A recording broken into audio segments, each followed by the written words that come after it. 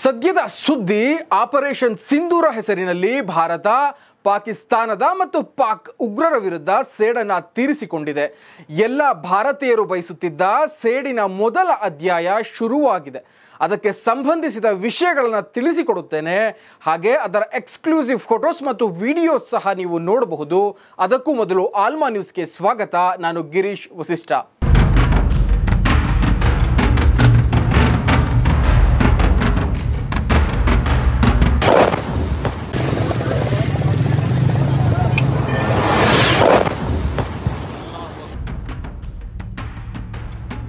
ಭಾರತದ military operation ಆದ operation Sindoor May 6ರ ರಾತ್ರಿ ನಡೆದಿದೆ. ಈ ಆಪರೇಷನ್ ಸಿಂಧೂರ್ ದಾಳಿಯ ಮೂಲಕ ಏಪ್ರಿಲ್ 22ರಂದು ನಡೆದ ಭೀಕರ ದಾಳಿಯಲ್ಲಿ ಕುಂಕುಮ ಭಾಗ್ಯವನ್ನು ಕಳೆದುಕೊಂಡ ಭಾರತೀಯ ಮಹಿಳೆಯರಿಗೆ ಈ ಆಪರೇಷನ್ ಸಿಂಧೂರ್ ಅಥವಾ ಆಪರೇಷನ್ ಸಿಂಧೂರ ದಾಳಿಯ ಯಶಸ್ಸನ್ನು ಮೋದಿ ಅರ್ಪಿಸಿದ್ದಾರೆ ಅಂದರೆ ತಪ್ಪಾಗಲಿಕ್ಕಿಲ್ಲ. ಜಲಯುದ್ಧ, ಸೈಬರ್ ದಾಳಿ, ರಾಜತಾಂತ್ರಿಕ ಯುದ್ಧಗಳ ಮೂಲಕ ಪಾಕಿಸ್ತಾನವನ್ನು ಪತರಗುಟ್ಟುವಂತೆ ಮಾಡಿದ್ದ ಭಾರತ ಈಗ ನೇರ ಹೋರಾಟಕ್ಕೆ ಆಪರೇಷನ್ ಸಿಂಧೂರ ಮೂಲಕ ನಾಂದಿಯನ್ನು ಹಾಡಿದೆ. ಭಾರತದಿಂದ ಪಾಕಿಸ್ತಾನದ ಮೇಲೆ ಹಾಗೂ ಪಾಕ್ ಆಕ್ರಮಿತ ಕಾಶ್ಮೀರದ ಮೇಲೆ ಆಪರೇಷನ್ ಸಿಂಧೂರ್ ದಾಳಿಯಾಗಿದೆ. ಈ ದಾಳಿಯ ಮೂಲ ಪಾಕಿಸ್ತಾನವೇ ಆಗಿದೆ ಅಂದರೆ ತಪ್ಪಿಲ್ಲ. ವೀಕ್ಷಕರೇ, ಅವರು ಪಹಲ್ಗಾಮಲ್ಲಿ ನಡೆಸಿದ ಭಯೋತ್ಪಾದಕ ದಾಳಿಗೆ ಪ್ರತಿಯಾಗಿ ಭಾರತ ಸರ್ಕಾರ ಆಪರೇಷನ್ ಸಿಂಧೂರನ್ನು ಪ್ರಾರಂಭಿಸಿದೆ. POKಯ ಲೈನ್ ಆಫ್ ಕಂಟ್ರೋಲ್ನ ಭಾರತದ ಗಡಿ ನೆಲದಿಂದಲೇ ಮಿಸೈಲ್ಗಳನ್ನು ಹಾರಿಸಿ ಶತ್ರು ದೇಶವನ್ನು ಬೆಚ್ಚಿ ಬೀಳಿಸಿದೆ.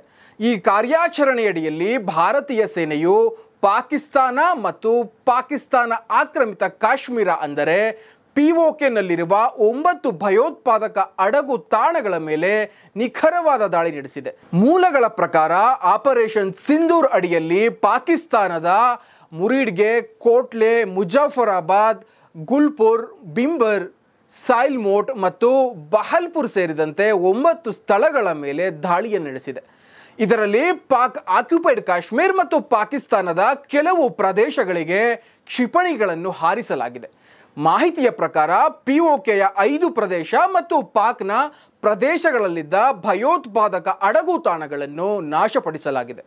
ಸರ್ಕಾರಿ ಮೂಲಗಳ ಮಾಹಿತಿ ಪ್ರಕಾರ ಈ ದಾಳಿಯಲ್ಲಿ ಸುಮಾರು 200 ಭಯೋತ್ಪಾದಕರು ಸಾವನ್ನಪ್ಪಿದ್ದಾರೆ ಮತ್ತು 55 ಮಂದಿ ಗಾಯಗೊಂಡಿದ್ದಾರೆ ಎಂದು ವರದಿಯಾಗಿದೆ.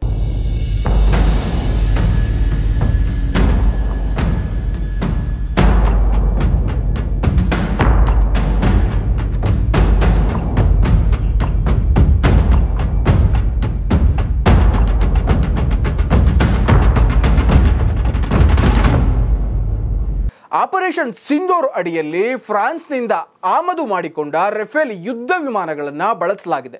ಭಾರತದ ಮೇಲೆ ಭಯೋತ್ಪಾದಕ ದಾಳಿಗಳನ್ನು ಪ್ಲಾನ್ ಮಾಡುತ್ತಿದ್ದ ಸ್ಥಳಗಳು ಇವುಗಳೇ ಎಂದು ಗುರುತಿಸಿ ದಾಳಿ ನಡೆಸಲಾಗಿದೆ. ಪಾಕಿಸ್ತಾನದ ಸ್ಥಳೀಯ ವರದಿಗಳ ಪ್ರಕಾರ ಬಹಲ್ಪುರದಲ್ಲಿ ನಡೆದ ವಾಯು ದಾಳಿಯಲ್ಲಿ 30 ಜನರು ಸಾವನ್ನಪ್ಪಿದ್ದಾರೆ ಅಂತ ವರದಿಯಾಗಿದೆ. ಲಷ್ಕರ್ ಮತ್ತು ಜೈಷ್ನ ಉಗ್ರ ಸಂಘಟನೆಗಳು ಪ್ರಧಾನ ಕಚೇರಿಗಳಾಗಿ ಕಾರ್ಯವನ್ನು ಅದೇ ಸ್ಥಳಗಳಲ್ಲಿ ನಿರ್ವಹಣೆಯನ್ನು ಮಾಡ್ತಾ ಇದ್ವು. ಆದರೆ ಈಗ ಅದು ನಾಶವಾಗಿದೆ. ಪಾಕಿಸ್ತಾನದ ಆಂತರಿಕ ಸೇವೆಗಳ ಸಾರ್ವಜನಿಕ ಸಂಪರ್ಕ ಇಲಾಖೆಯ ನಿರ್ದೇಶಕರಾದ ಲೆಫ್ಟಿನೆಂಟ್ ಜನರಲ್ ಅಹಮದ್ ಶರೀಫ್ ಚೌಧರಿ ಭಾರತ 24 ಕ್ಷಿಪಣಿಗಳನ್ನು ಹಾರಿಸಿ ದಾಳಿಯನ್ನು ಮಾಡಿದೆ ಅಂತ ಹೇಳಿಕೆಯನ್ನು ನೀಡಿದ್ದಾರೆ. ದಾಳಿಯ ನಂತರ ರಾಷ್ಟ್ರೀಯ ಭದ್ರತಾ ಸಲಹೆಗಾರ ಅಜಿತ್ ದೋವಲ್ ಅವರು ಅಮೆರಿಕದ NSA ಮತ್ತು ವಿದೇಶಾಂಗ ಕಾರ್ಯದರ್ಶಿ ಮಾರ್ಕೋ ರುಬಿಯೋ ಅವರನ್ನು ಸಂಪರ್ಕಿಸಿ ಕಾರ್ಯಾಚರಣೆಯ ಬಗ್ಗೆ ಮಾಹಿತಿಯನ್ನು ನೀಡಿದ್ದಾರೆ. ದಾಳಿಯ ವರದಿಗಳು ತಮಗೆ ಬಂದಿವೆ ಎಂದು ಅಮೆರಿಕ ವಿದೇಶಾಂಗ ಇಲಾಖೆಯ ವಕ್ತಾರರು ANIಗೆ ತಿಳಿಸಿದ್ದಾರೆ.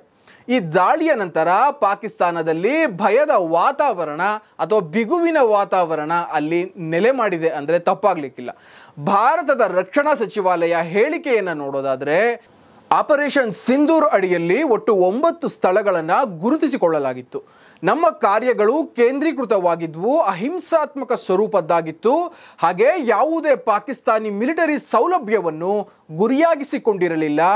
ಗುರಿಗಳ ಆಯ್ಕೆ ಮತ್ತು ಅವುಗಳನ್ನು ಕಾರ್ಯರೂಪಕ್ಕೆ ತರುವ ವಿಧಾನದಲ್ಲಿ ಭಾರತ ಸಂಯಮವನ್ನು ತೋರಿಸಿದೆ ಎಂದು ಅವರು ಹೇಳಿದ್ದಾರೆ. ಭಾರತದ ನಾಗರಿಕರ ಪ್ರಶ್ನೆಗೆ ಉತ್ತರ ಸಿಗ್ತಾ ಹಾಗಾದರೆ ಅಂತ ನೋಡೋದಾದರೆ ಎಸ್, ಏಪ್ರಿಲ್ 22ನೇ ತಾರೀಕು ಪಹಲ್ಗಾಮಲ್ಲಿ ನಡೆದ ಉಗ್ರರ ದಾಳಿ ಅತ್ಯಂತ ಭೀಕರವಾಗಿತ್ತು. ಇಲ್ಲಿಯ ತನಕ ನಾಗರಿಕರು ಕೇಳ್ತಾ ಇದ್ದ ಆ ಒಂದೇ ಒಂದು ಪ್ರಶ್ನೆ, ಭಾರತ ಸೇಡನ್ನು ಯಾವಾಗ ತೀರಿಸಿಕೊಳ್ಳುತ್ತೆ ಅಂತ. ಸದ್ಯ ಭಾರತ ಸರ್ಕಾರ ಮತ್ತು ಭಾರತೀಯ ಸೇನೆ ಆ ಪ್ರಶ್ನೆಗೆ ಉತ್ತರವನ್ನು ನೀಡಿದೆ ಅಂತಲೇ ಹೇಳಬಹುದು. ಈ ದಾಳಿ ಏಕಾಏಕಿ ಆಯ್ತಾ ಅಂತ ನೋಡಿದ್ರೆ ಇಲ್ಲ. ಭಾರತ ರಾಜತಾಂತ್ರಿಕ ಮಾರ್ಗಗಳ ಮೂಲಕ, ಅಂದರೆ ಎಲ್ಲ ದೇಶಗಳಿಗೂ ಸಹ ಪಾಕಿಸ್ತಾನದ ಕುಕೃತ್ಯವನ್ನು ಬಹಿರಂಗಪಡಿಸಿ ಅದರಲ್ಲಿ ಚೀನಾ ಮತ್ತು ಟರ್ಕಿಯನ್ನು ಬಿಟ್ಟು ಉಳಿದ 13 ದೇಶಗಳಿಂದ ಪಾಕಿಸ್ತಾನಕ್ಕೆ ಛೀಮಾರಿ ಹಾಕಿಸುವಂತಹ ಕೆಲಸವನ್ನು ಭಾರತ ಮಾಡಿ ಮುಗಿಸಿದ್ದಾಗಿತ್ತು. ಕೊನೆಯಲ್ಲಿ ಯಾವುದೇ ದೇಶವು ಅದರ ಪರ ನಿಲ್ಲದಂತೆ ಮಾಡಿ ಪಾಕಿಸ್ತಾನದ ವಿರುದ್ಧ ಭಾರತ ಆಪರೇಷನ್ ಸಿಂಧೂರನ್ನು ಯಶಸ್ವಿಯಾಗಿ ಮಾಡಿ ಮುಗಿಸಿದೆ. ಇದಕ್ಕೆ ಸಾಕ್ಷಿ ಎಂಬಂತೆ ವಿಶ್ವಸಂಸ್ಥೆಯ ಭದ್ರತಾ ಮಂಡಳಿಯೂ ಸಹ ಪಾಕಿಸ್ತಾನಕ್ಕೆ ಛೀಮಾರಿಯನ್ನು ಹಾಕಿ ಭಾರತದ ಜೊತೆ ಒಳ್ಳೆ ರೀತಿಯ ಮಾತುಕತೆಯ ಮೂಲಕ ಬಗೆಹರಿಸಿಕೊಳ್ಳಿ ಎಂದು ಹೇಳಿ ಕೈ ತೊಳೆದುಕೊಂಡಿತ್ತು. ಆದರೆ ಪಾಕ್ಗೆ ಗೊತ್ತು, ನಾವು ಮಾಡಿರುವ ಕೃತ್ಯ ಸಾಧಾರಣದ್ದಲ್ಲ, ಈ ಕೃತ್ಯವನ್ನು ಭಾರತ ಅಷ್ಟು ಸುಲಭವಾಗಿ ಕ್ಷಮಿಸಲ್ಲ ಅಂತ. ಇದೆಲ್ಲ ಆದ ನಂತರ ನಮಗೆ ಯೋಚಿಸಲು ಸಿಗುವ ಮತ್ತೊಂದು ವಿಷಯ ಏನು ಅಂತ ಅಂದರೆ, ಪಾಕಿಸ್ತಾನದ ರಕ್ಷಣಾ ಇಲಾಖೆ ಮತ್ತು ಅದರ ತಂತ್ರಜ್ಞಾನ. ನಮ್ಮ ಹತ್ರ ನ್ಯೂಕ್ಲಿಯರ್ ವೆಪನ್ಸ್ ಇದೆ, ಅದನ್ನು ಪ್ರಯೋಗ ಮಾಡ್ತೀವಿ ಅಂತ ಬಡಾಯಿ ಕೊಚ್ಕೊಳ್ತಿದ್ದ ಪಾಕಿಸ್ತಾನ ನಮ್ಮ ಕಡೆಯಿಂದ ಹೋದ ಕೆಲವು ಮಿಸೈಲ್ಗಳನ್ನು ತಡೆಯೋದಿರಲಿ, ಅದನ್ನು ಗುರುತಿಸೋಕೆ ಸಹ ಸಾಧ್ಯವಾಗಲಿಲ್ಲ. ಇದರಲ್ಲೇ ಗೊತ್ತಾಗುತ್ತೆ ಅವರ ತಂತ್ರಜ್ಞಾನ ಎಷ್ಟರ ಮಟ್ಟಿಗೆ ಅಭಿವೃದ್ಧಿ ಆಗಿದೆ ಅಂತ. ಇಷ್ಟೆಲ್ಲ ಒಡಕುಗಳನ್ನು ಇಟ್ಕೊಂಡು ಅವರು ಯುದ್ಧಕ್ಕೆ ನಾವು ರೆಡಿ ಅಂತ ಘೋಷಣೆಯನ್ನು ಮಾಡ್ಕೋತಿದ್ದಾರೆ. ಇನ್ನು ಯುದ್ಧ ಏನಾದರೂ ನಡೆದರೆ ಖಂಡಿತವಾಗಿಯೂ ಅವರನ್ನು ಭಾರತದಿಂದ ದೇವರು ಸಹ ಕಾಪಾಡುವುದಕ್ಕೆ ಸಾಧ್ಯವಿಲ್ಲ ಅನ್ನೋ ಮಾತು 100ಕ್ಕೆ 100ರಷ್ಟು ಸತ್ಯವಾಗಿದೆ. ಆಪರೇಷನ್ ಸಿಂಧೂರ್ನ ಮೂಲಕ ಪಹಲ್ಗಾಮ್ನಲ್ಲಿ ಕಳೆದುಕೊಂಡ ನಮ್ಮ 25 ಭಾರತೀಯರ ಆತ್ಮಕ್ಕೆ ಶಾಂತಿ ಸಿಕ್ಕಿದೆ. ಆದರೆ ಅವರನ್ನು ಮತ್ತೆ ನಾವು ಹಿಂದಿರುಗಿ ಪಡೆಯೋದಕ್ಕೆ ಸಾಧ್ಯವಿಲ್ಲ. ಆದ ಕಾರಣ ಆದಷ್ಟು ಇಂಟರ್ನಲ್ ಸೆಕ್ಯುರಿಟಿಯನ್ನು ಹೆಚ್ಚಿಸಿ ಈ ರೀತಿ ದಾಳಿಗಳು ಮುಂದೆ ಆಗದಂತೆ ಅಥವಾ ಆದಷ್ಟು ಕಡಿಮೆ ಮಾಡಬೇಕಾಗಿರುವುದು ಭಾರತ ಸರ್ಕಾರದ ಮುಂದಿರುವ ದೊಡ್ಡ ಸವಾಲು.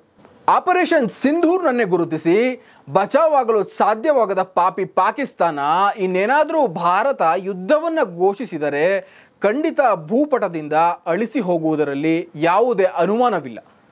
ಸೊ ಇದಾಗಿತ್ತು ಈ ಹೊತ್ತಿನ ಸುದ್ದಿ. ನಮಸ್ಕಾರ.